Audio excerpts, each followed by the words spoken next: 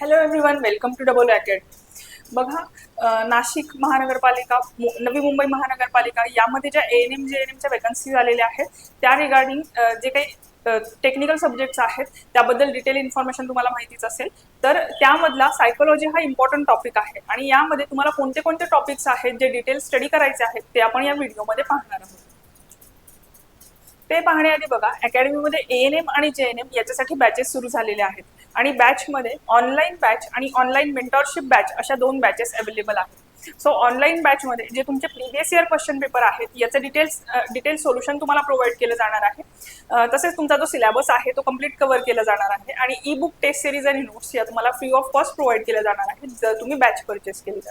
आणि online mentorship बॅचमध्ये हे सगळे फीचर्स अवेलेबल असणार आहेत, पण दर 10 स्टुडंटच्या पाठीमागे तुम्हाला एक मेंटॉर प्रोव्हाइड केले जाणार आहेत आणि ते मेंटॉर तुम्हाला हेल्प आणि गाईड करणार आहेत तुमचं डेली टाइम टेबल शेड्यूल करण्यासाठी.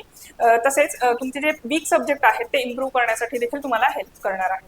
सो या रिगार्डिंग जर तुमचे काही डाऊट असतील तर तुम्ही कॉन्टॅक्ट करू शकताय 8329588625 या नंबरवरती.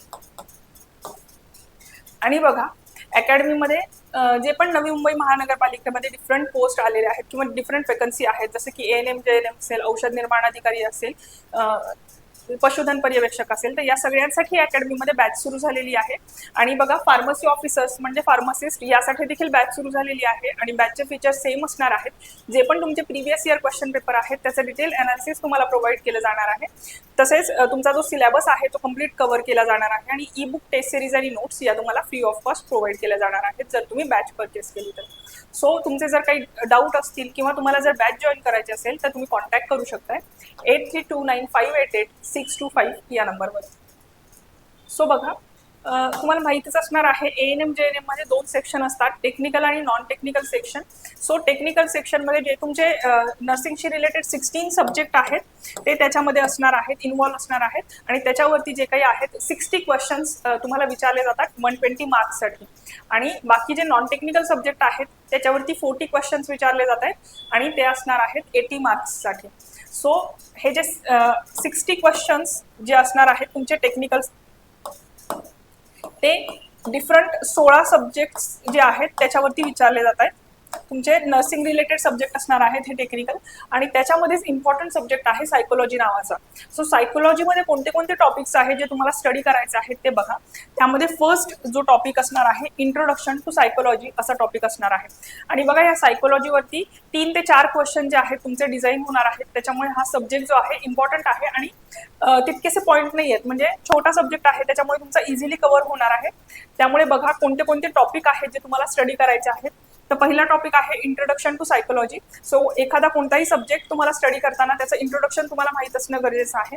तो सब्जेक्ट तुम्ही का स्टडी करणार आहे हे पण तुम्हाला माहीत असणं गरजेचं आहे. म्हणून हा इंट्रोडक्शन टू सायकोलॉजी हा टॉपिक तुम्हाला यामध्ये स्टडी करायचा आहे. त्यानंतर आहे बायोलॉजिकल बेसिस ऑफ बिहेवियर. जे पण ह्युमन बिहेवियर आहे त्याचं बेसिस काय असणार आहे, का बरं ह्युमन्स पर्टिक्युलर वेनी रिॲक्ट करतायत किंवा बिहेव करतायत, याच्यासाठी बायोलॉजिकल बेसिस ऑफ बिहेवियर हा टॉपिक तुम्हाला स्टडी करायचा आहे. देन आहे सेन्सेशन अँड परसेप्शन. देन दुसरा टॉपिक आहे, 4th नंबरचा टॉपिक आहे डेव्हलपमेंटल सायकोलॉजी. जे पण चाइल्ड ग्रोथ होते त्यावेळेस त्यांची सायकोलॉजी कशा पद्धतीने डेव्हलप होते त्याचा डिटेल स्टडी तुम्हाला डेव्हलपमेंटल सायकोलॉजी, किंवा तुम्ही ग्रोन एजमध्ये पण हळूहळू तुमचे जे काही ओपिनियन आहेत, परसेप्शन आहेत, सिच्युएशन आणि लोकांच्या ज्या पण लोकांमध्ये तुम्ही राहणार आहात त्यांच्या अकॉर्डिंगली कसे चेंज होत आहेत हे आपण डेव्हलपमेंटल सायकोलॉजीमध्ये पाहणार आहोत.